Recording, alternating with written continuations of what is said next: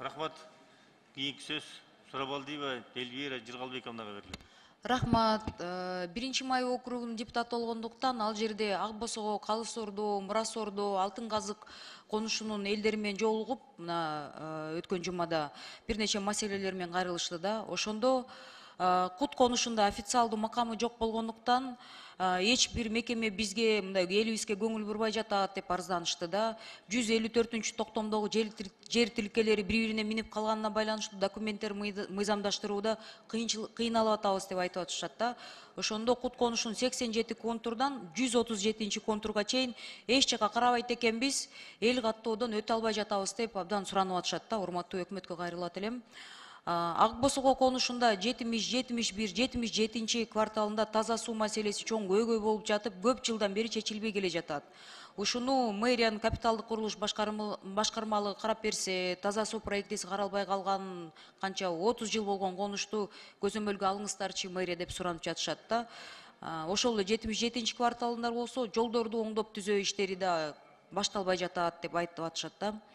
Алтын Казык конушу, бул деген мусорный полигон маңдайындагы конушта түтөп мындай кыйналып жашаган элге эми өлгөнгө көмгөн кылып, азыр деген ал жерде ортодо бир таштанды полигонду бетон тосмо менен тосуп жатышыптыр, бирок деген элди кыйнап короосунан өтүп жатыптыр да. Кээ бир жерлерде парковый зонада мыйзамсыз акча үчүн сатылып кеткен канча учурлар болот. Ал жерден биз акыйкаттык талап кыла албай жатабыз да. Элдердин дарбазаларын сүрдүрүп эмне алышат?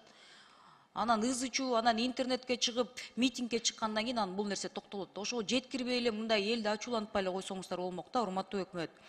Ошону деген бир өкмөт көзөмөлгө алыңыздарчы деп, жеткирип берилечи деп суранып атышат да.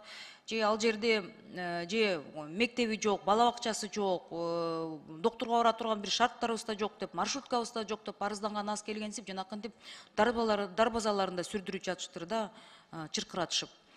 Андан тышкары, Алмаз Акунжанович, урматтуу өкмөт мүчөлөрү, бизде деген конуштагы жанакы азыр легализация маселеси көтөрүлүп атпайбы? Ошондо мамлекеттик каттоо, архитектурада бири-бирине жумшап дейт, а бирок кызыл китеп алуу үчүн 30 миңден 40 миң сомго чейин сурап жатат деген сөздөрдү эми жекеме жеке айтышып, расмий түрдө арыздангыла десем, андан документтерди ала албай калабыз деп коркуп атышат да. Бирок ошол маселе көтөрүлдү жолугушууда. Андан тышкары, Мурас Ордо конушунда сотовый байланышыбыз абдан начар. Ковидте ушунчалык онлайн окутабыз деп кыйналды. Эми шаардын бул 1-Май, бул тетиги алыскы регион эмес, тоо жак эмес. Ошол жерде бир сотовый байланышты уже канча жылдан бери сурап жатабыз дейт. Балдарыбыз да кыйналып атат, мугалимдерибиз да кыйналып атат. Онлайн окутууну талап кылганда ковидте аябай жүдөдүк дейт. Ошону канча жылдан бери чече албай жатабыз деп суранып атышат да. Көзөмөлгө алып коюңуздарчы. Чоң рахмат. Рахмат.